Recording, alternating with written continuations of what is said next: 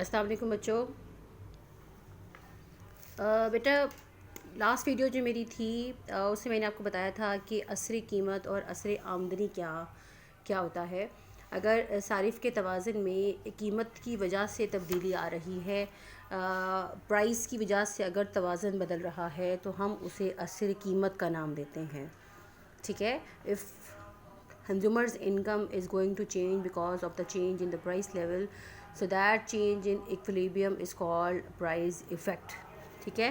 आप देख रहे हैं कि आप ई पर थे, E1 पे थे और प्राइस ऑफ एक्स फॉल हुई। प्राइस ऑफ एक्स कम होने से आपकी लाइन रोटेट हो गई और आप ए बी से ए बी 1 के ऊपर चले गए। ठीक है।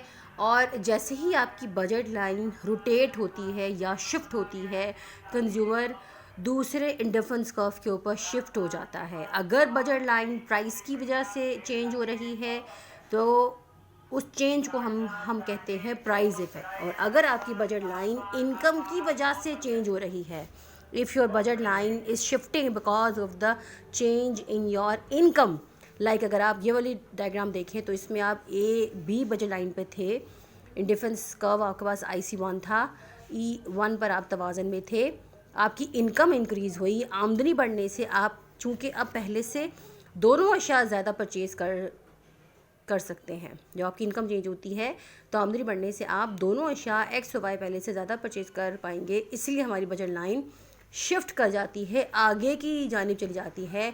और मैंने अभी बताया जब भी बजट लाइन आपकी रोटेट होगी या शिफ्ट होगी तो कंज्यूमर दूसरे इंडिफरेंस कर्व के ऊपर शिफ्ट हो जाएगा। Now you come to your IC2, जहाँ पर आपका indifference curve second budget line के ऊपर टेंजेंट है।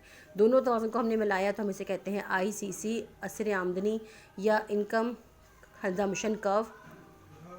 सो इनकम इफेक्ट समझ आ गया होगा आपको, प्राइस पर समझ आ गया होगा कि अगर सारिफ के तवाज़ुन में कीमत की वजह से तब्दीली आ रही है, तवाज़ुन में तब्दीली की वजह कीमत है तो that is called price effect. अगर तवाज़ुन में तब्दीली की वजह आमदनी है तो दैट इज़ कॉल्ड असर आमदनी या इनकम इफेक्ट।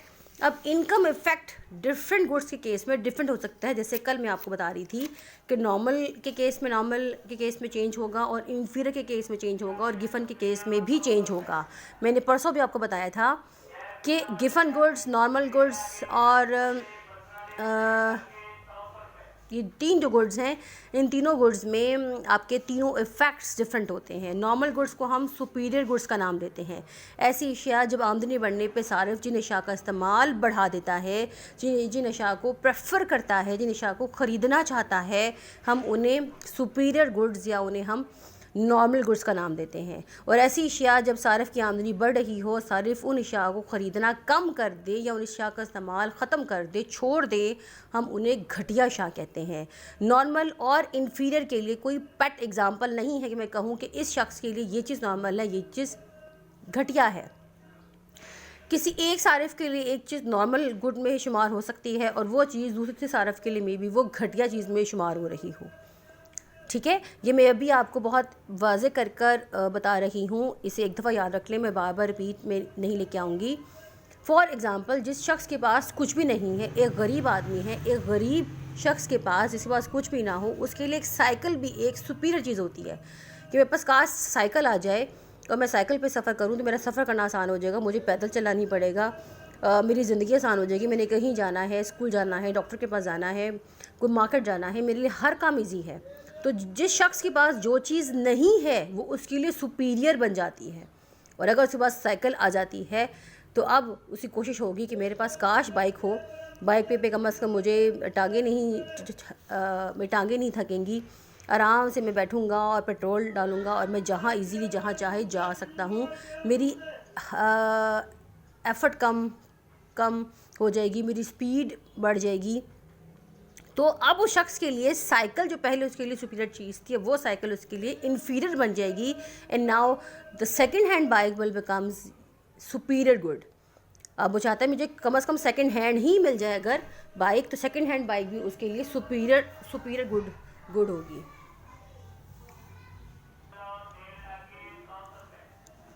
जी, सेकंड हैंड बाइक, चाहे सेकंड हैंड बाइक है, पुरानी है, लेकिन जिस शख्स के पास बाइक भी नहीं है सेकंड हैंड, तो वो चाहेगा बाइक भी मिल जाए तो मेरे लिए सुपीरियर चीज़ है।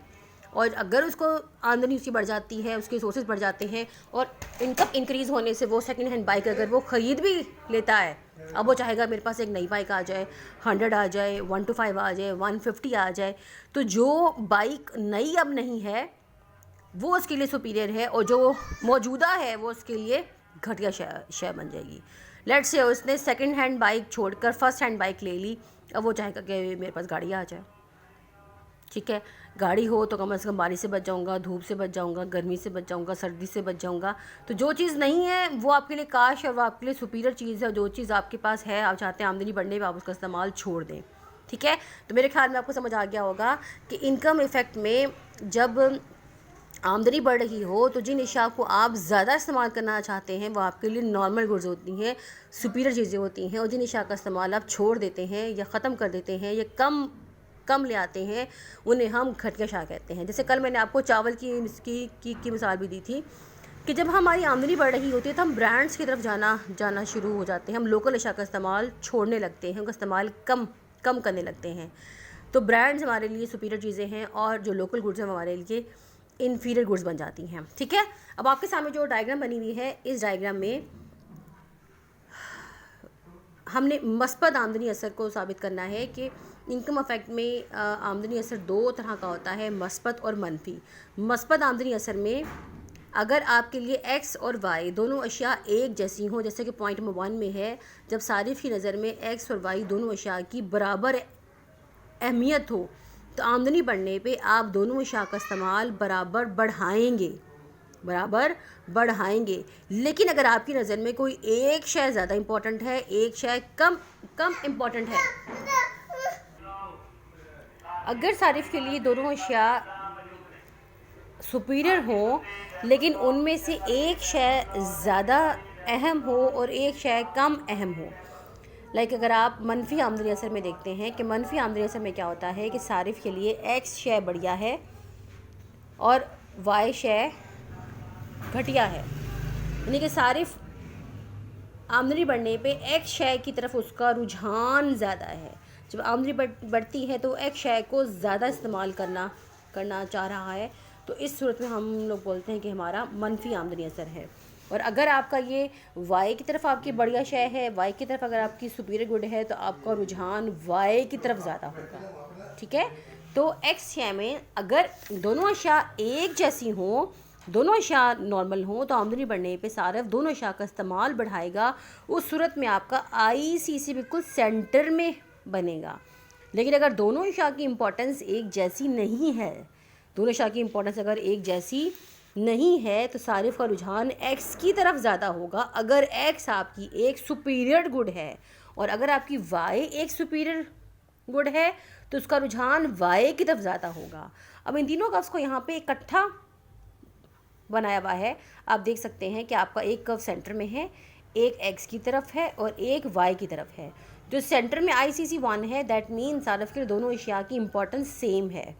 जिसका कर्व का झुकान एक्स की तरफ ज़्यादा है, उसका मतलब ये है कि सारिफ के लिए इस कर्व में एक्स शय की इम्पोर्टेंस प्रेफरेंस ज़्यादा है और इस कर्व में सारिफ के लिए वाई शय की इम्पोर्टेंस ज़्यादा है। ठीक है, अब हम आ जाते हैं घटिया शय के ऊपर कि घटिया शय की सूरत में सारिफ का आमदनी असर क्या होगा। लेट्स से हमने एक्स एक्सिस पर कोई इन्फीरियर गुड या घटिया शय मुय्यर की है, तो घटिया शय के केस में क्या होता है कि मैंने भी बताया था कि आमदनी बढ़ने पे कंज्यूमर इन्फीरियर गुड्स की डिमांड में कमी लेकर आ जाता है, उसका इस्तेमाल कम करना शुरू कर देता है। आप देखें, ये मेरे पास फर्स्ट बजट लाइन है PL, इसके पास सारिफ का तवाज़न IC 1 पे है, आपका तवाज़न E पर है, सारिफ X1 number of goods purchase कर रहा है। अब आमदनी अगर सारिफ की बढ़ जाती है तो आमदनी बढ़ने पर आप एक नए बजट लाइन के ऊपर शिफ्ट हो जाते हैं, Y3L1। ठीक है, आमदनी बढ़ गई है लेकिन एक्स पे हमने घटिया शय ली है, तो आमदनी बढ़ने पे आप एक्स की तलब पहले की निस्बत कम जो है ना करेंगे, ज़्यादा नहीं करेंगे। जैसे कभी मैंने आपको यहाँ बताया था कि आमदनी बढ़ने पे एक्स का इस्तेमाल कम हो जाएगा, आप पहले से पीछे चले जाएंगे। अगर और आमदनी बढ़ जाए तो आपका एक्स का इस्तेमाल मज़ीद कम हो जाएगा। आप अगर इन तीनों तवाज़ुन को मिला दें तो आपका ये घटिया शाख का ICC कर्व बन जाएगा।